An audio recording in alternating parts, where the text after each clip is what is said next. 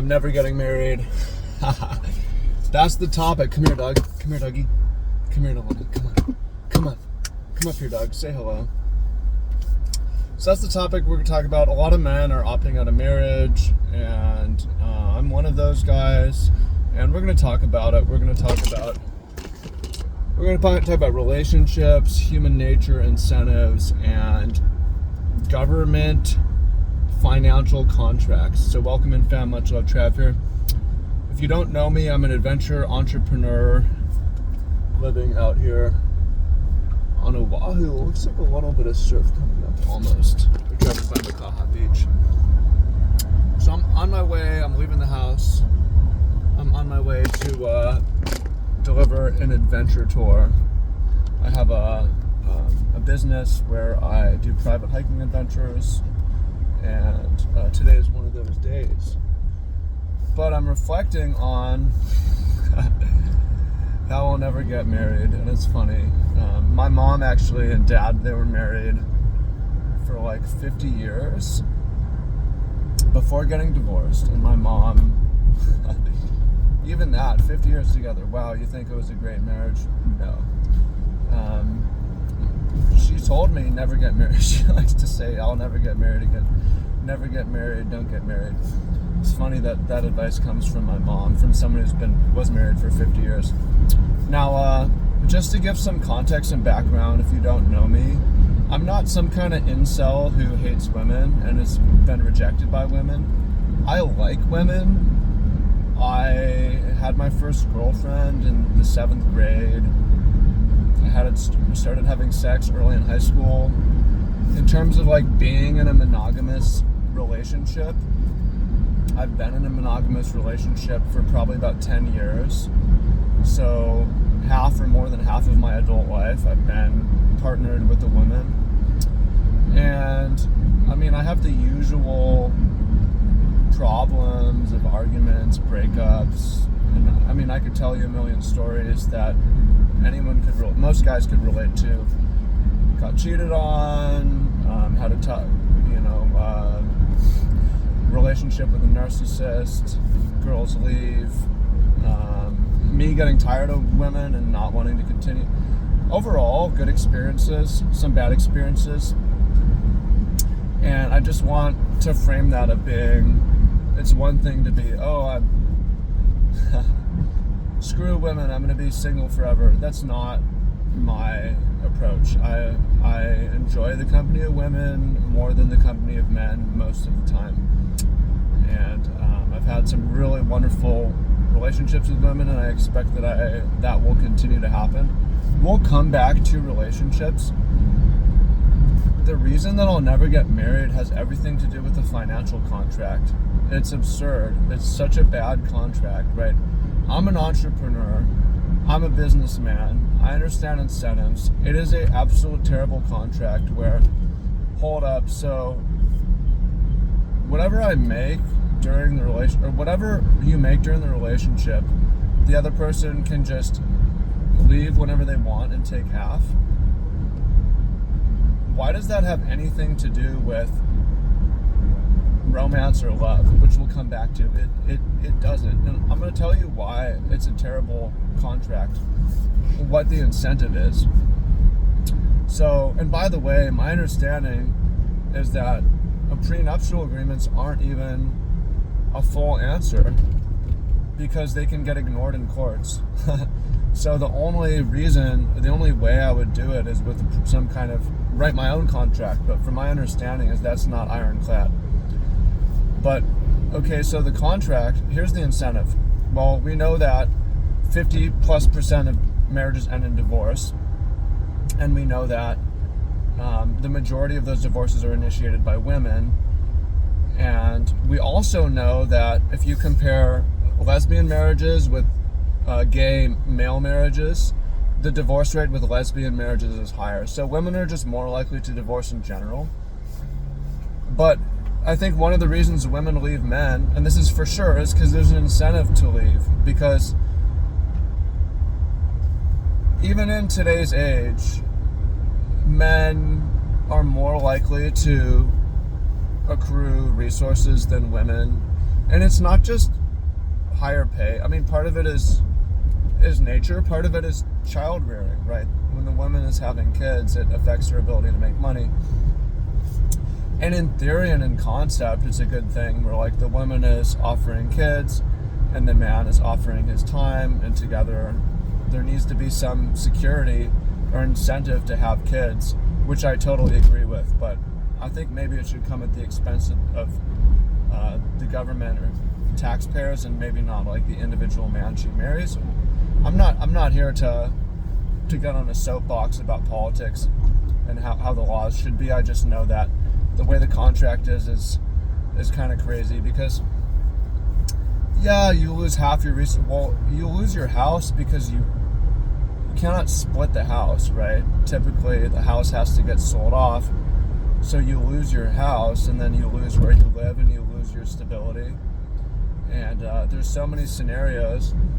Part of it is the contract, but part of it is getting exposed to friends who are divorced, and YouTube, where man, the comments are loud and clear. It's not a great deal, and a lot of bad things happen. You know, there's scenarios where the man's paying the mortgage, and the woman is living in the house with another guy, and the man doesn't want to ruin his credit. That happens too often. Is what? You lose your house, and then the woman moves in there, stays there, you move out, and another guy moves in there. It's crazy. It happens. So now for me particular, that contract is real bad. It's a big deal. Why? Because one of the things that I do is I have a trading business. I trade cryptocurrency. I've done well before. I made $400,000 in 18 months. I've had losing years too. I'm new to it. I'm only 5 years in, but I know that, and I don't just trade crypto. I've traded stocks, futures, stock market indices, Forex, gold. But I know that if I stick with this for 5, 10, 15 years, I have unlimited earning potential. It doesn't need to happen. I expect I will be making 7 figures at some point in my life. Just because of the way trading works, you have unlimited earning potential. I have confidence in myself that I'm going to get super good at this, and I'm getting super good at it, and I'm figuring it out. And it's been a terrible path, really. It's the hardest thing I've ever done, honestly, and the darkest place I've ever gone. And traders understand this. I mean, again, I've had to call the police, have a police escort so that I could even leave my home. This crazy woman is trying to not let me leave. She's chasing my car while the police are chasing her. I've been canceled twice. Canceled publicly. You log into Twitter and you have 1,000 Twitter notifications. It's never good, right? Lost my job, lost my income, been sleeping on a fold-out couch in Seattle, way too old for this shit, starting over, right? I've had some really dark moments, and trading has been the darkest. And for me to go through that and to think that someone can just take half of it from me, and when you're also a trader, your capital that you have, it determines your income to a good degree, because you can make 20% on your investment a year, and it matters if you have $100,000 or $1 million, right? It matters a lot. So one of the reasons that women leave men in marriage is because they're incentivized to do so, because every time they divorce, they come up financially. Not every time, but a lot of the time. Every time, right? So you could get rich as a woman potentially by just getting married and divorcing, as long as you're marrying wealthier men. And that's what women want. They're always looking for wealthier men, and that's fine. I don't have a problem with that. That's female nature of going back millions of years of need to be protected and cared for while I'm producing children and nursing them. I need the help of a man, right? And that's totally fine. It's really tough to be a single mother. It's probably easier than ever because women have an easier earning potential, but it's not easy at all, right? It's the least hard it's been, right? So there's just a terrible incentive where it's this financial contract that you come in and you can lose a bunch of shit. And why does that have anything to do with love and romance and togetherness? And I mean, I understand. I won't do it. I will not do it. Now, we go back to a little bit about relationships. Does that mean I'll never stay with a woman and raise a family? I would like to have kids. And I think it's possible to do it without marriage. I've seen it done. I have different models on it. And yeah, also we got to come back to the incentives of the contract, right? Because I have a little bit more that I want to add. But I mean, yeah, my experience has been though that for me, I'm not someone who needs a life partner, especially not the same one continuously. I'm someone who's very independent. I don't like a lot of the sacrifices that come with relationship. And that's fine. Some people are going to say, you have to sacrifice. You don't. This is your life. You got to do whatever you want to do, right? And if I don't sacrifice for the relationship, maybe I sacrifice, I don't have kids or I have kids later in life. That's fine. Later in life is fine, right?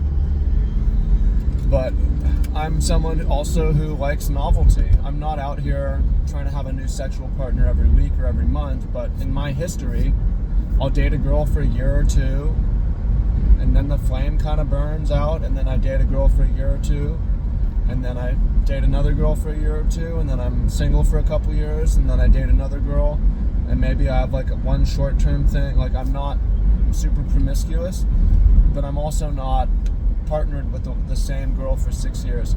And again, I think that's totally fine. You're entitled to do whatever you want as a man and live your life, and that's how I've chosen to live my. It's not even necessarily a choice. That's just how it's played out, and I reflect back on it as it was a choice. And when I think of what I want in life, I'm projecting that forward. And a lot of the time is I like novelty and excitement, and that's fine, right? But when we go back to marriage, okay, there's a loss of novelty and excitement, because a lot of the time what happens, and this is fucked up, is the woman is angling for marriage because, we'll go more into the incentives as well.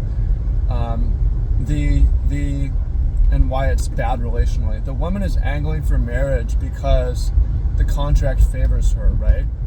So she'll do things in the romance to get that contract signed, and this is debatable how intentional it is, how subconscious it is, but this is the incentives, right? Where she will be more open to sex, she'll do you more favors, she'll be more agreeable, more feminine, more submissive in terms of letting you take the lead and supporting you. And then these are a lot of stories. As soon as that marriage contract is signed, man, it's a different woman because she got the bag.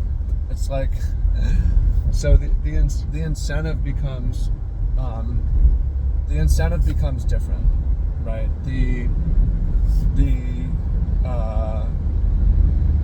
Right now, once she has the contract, the man, especially if the man has more resources, the man now is kind of financially is going to take a hit if she leaves, right?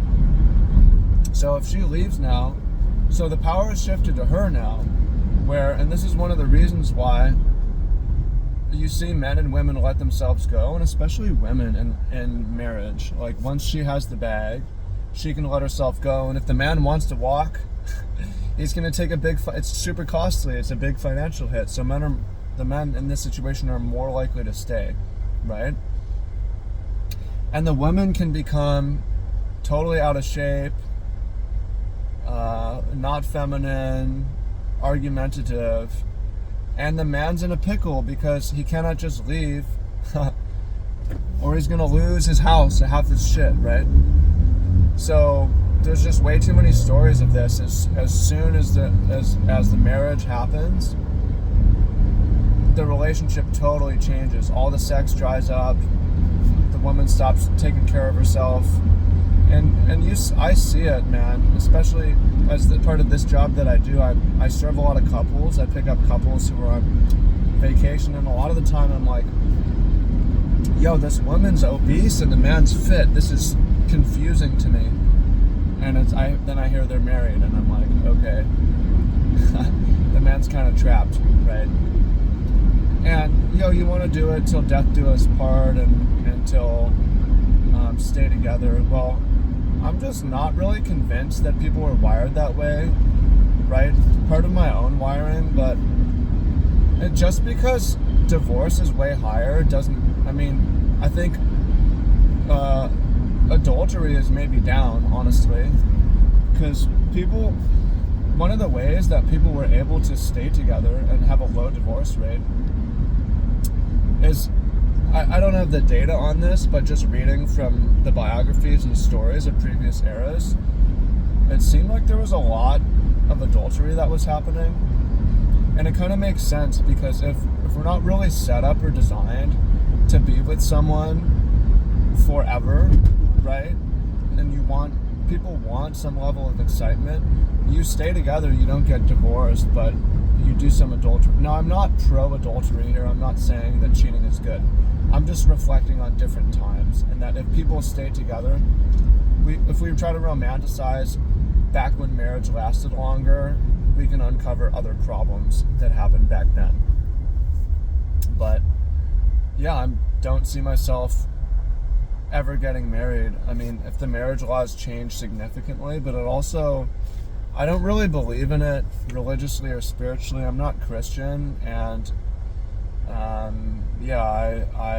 I just don't see it. It's like silly, and I've been blackpilled by not my own divorce, but different divorces that I've seen in relationships. And yeah, my parents were together.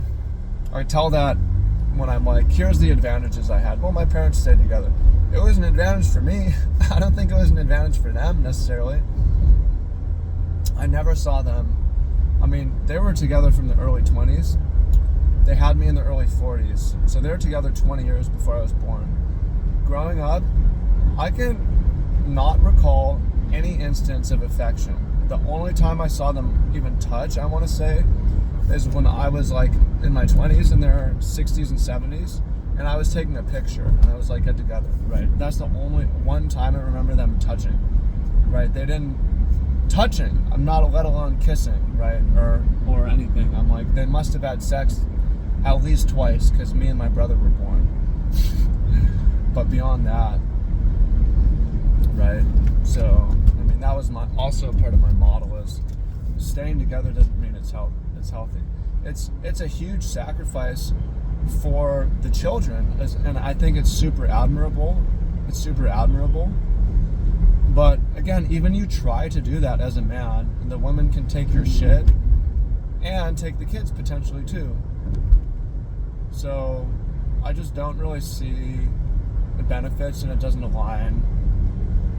Maybe my beliefs change, but at 34 here, I've had a lot of time to shape my beliefs about how marriage or how relationships work, incentives, and also, of course, the contract. And right, the more stories I hear, the more it just cements my decision. So, sorry, ladies, not getting married anytime, but I continue to enjoy female company. And I'll even say, man, it's the same thing, honestly, when you're dating before you're in a relationship.